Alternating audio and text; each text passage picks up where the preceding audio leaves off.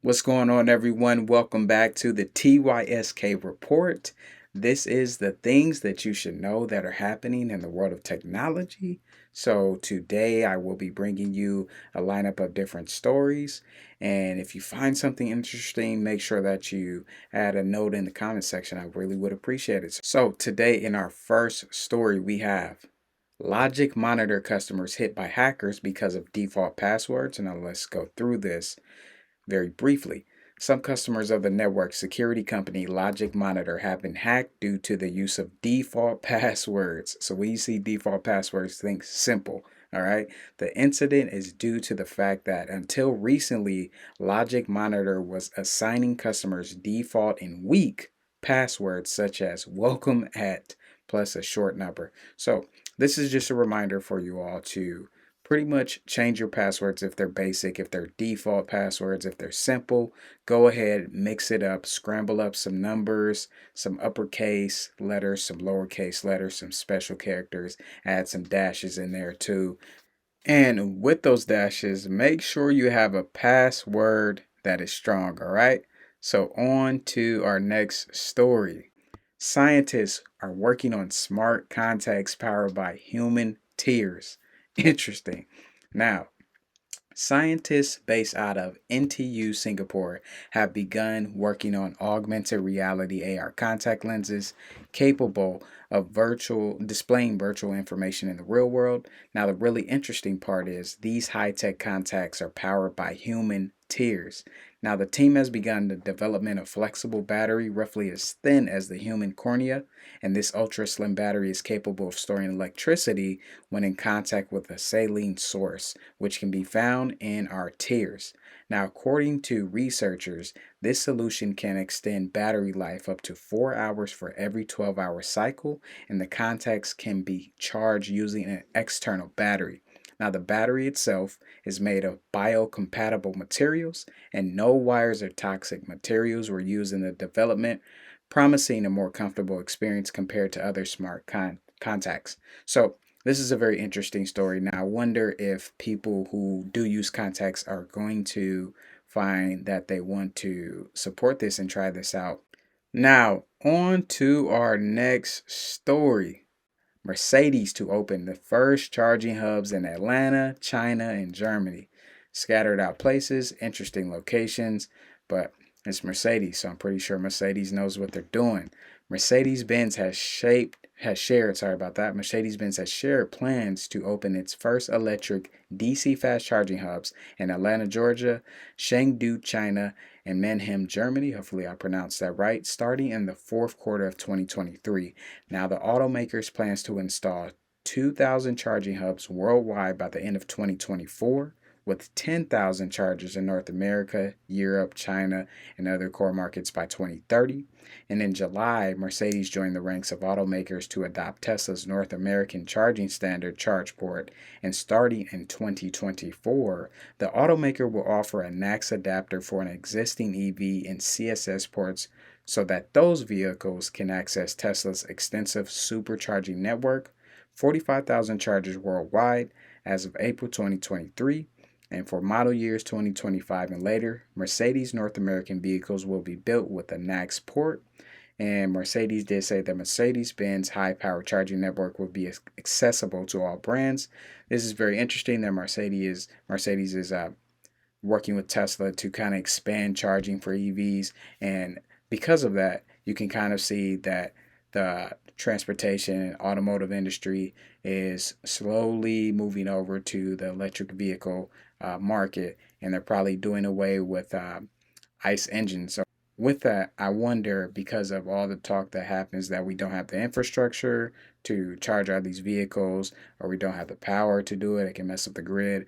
I wonder if there's something going on in the background where they're using different forms of electricity and they actually will have the need to charge all these vehicles to come on the market. So this is an interesting story. Now, on to the next story. The Air Force wants $6 billion to build a fleet of AI controlled drones. Now, the XQ-58A Valkyrie is expected to cost $3 million a piece. A lot of dollars. Now, the F-22 and F-35 are two of the most cutting-edge and capable war machines in America's arsenal. They also cost $143 million and $75 million a pop, respectively. Now, the United States Air Force has requested nearly $6 billion in federal funding over the next 5 years to construct a fleet of XQ-58A Valkyrie uncrewed, now that's the word to capture, uncrewed aircraft, each of which will cost a comparatively paltry $3 million.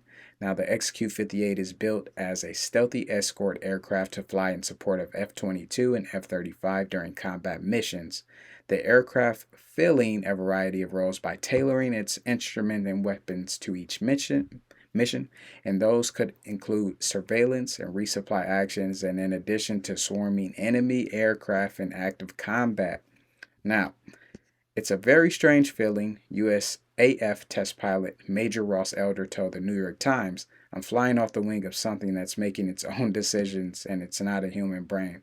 So this uncrewed drone pretty much is doing what it wants to do. So I wonder how much that is going to affect uh, battle, in a sense, from a battle scenario. I wonder how much that's going to affect battle if AI just decides to turn on everything except AI, and all the AI drones are going against the actual humans, in a sense. That's something that happened in a simulation previously where I believe the human person was attacked by the AI, but it was just a simulation. So again, technology is moving strong, but it's also very powerful. So things like this, having an unmanned aircraft kind of going on its own, doing what it wants to do, I wonder if that is going to be a detriment to not only the Air Force, but people in the future. So this is an interesting story. Thought I'd point this out to you all. And let me know what you think about it in the comment section. Do you think that aircrafts should have at least some type of human control on it, or should AI just go and do its own thing, uncrafted on its own mind, but assisting humans in all these different tasks, including combat? So now, on to our final story. We have a very, very interesting one. I saw this. I was like, I gotta bring it to you all because it was very interesting. If you know about it, great. Add some more context in the comment section. If you don't, you're going to learn about it up next. So here we go. Now, AI powered investment platform becomes the first non human financial advisor regulated by the SEC. ChatGPT driven portfolio pilot is now registered as a financial advisor by the SEC. Now, an artificial intelligence powered investment platform has been approved by the Security and Exchange Commission as a registered financial advisor, becoming the first non human entity to be regulated by the federal agency under the designation. Now, the investment management tool Portfolio Pilot was officially registered as an investment advisor with the SEC 2 weeks ago under a parent company, Global Predictions, and its creators say it has several advantages over its mortal counterparts. Okay, now Portfolio Pilot uses a combination of AI and Global Predictions' proprietary economic insight engine to provide users up-to-date information for retail investors. Now, since launching its ChatGPT plugin in May, the portfolio management tool has launched a series of new features and now has more than 13,000 users and 6 billion in assets on the platform.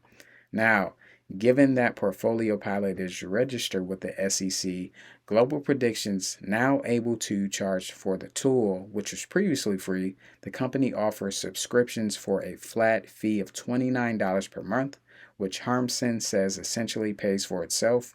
And the users that have utilized the platform's fee optimization tool have saved on average $1,600 in fees, the CEO told Fox Business.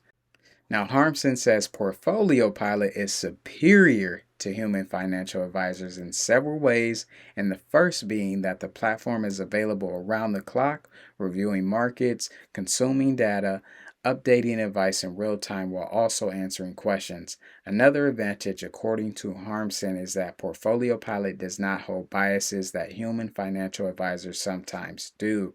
So, this was eye opening story because AI, again, like I said before, is weaving its way into all industries. And I wonder how much this is going to affect financial advisors. But on the other side, I also think about with technology like this, if, say, for instance, they have AI accounting or AI bookkeeping or all these other things that they say are going to, AI is going to take away jobs and disrupt. I wonder if people are able to use the tech to enhance what they already do because they already have that relationship with the person. The person might not know about this tech, but that person who has been informed about it, if your industry and it's getting disrupted, you can be the person that utilizes the tech to help people who know nothing about the tech, not only enhancing your knowledge and your skill set of being better at what you do and using AI, but you also get to keep that relationship with the person and provide them with even more value. So, this is just another way to kind of look at it to shift your perspective on headlines like these, even though it may seem like stuff like this could replace a financial advisor. And of course, the AI is going to be able to work around the clock because AI doesn't need sleep and things like that. But AI probably it doesn't have those relationships that you have with people. So I believe those are important factors to remember and to always remember to kind of change your perspective when you see all these different headlines and things this sort because technology is here. It's not going anywhere. It's going to continue to weave its way into our lives, into the world. Uh, and that's just what's going on. So it's important to know what's going on in the tech industry or how it's going to be affecting the things that happen around you. Because when you know about these things, you can kind of adapt to them, learn about them, and use them to your advantage as well. So, with these different stories, they were great. And again, I hope that these stories were very helpful and insightful for you. Comment down below in the section which ones you found the most interesting. And there's so much other stories happening, and I'm looking forward to finding a way to bring that information to you as well. So, again, I do appreciate you all for being here. And if you aren't a subscriber, please subscribe and please hit the like button. I really would appreciate it. Tell a friend to tell a friend that these are the things that they should know that are happening in the world of technology. And I will see you all next time.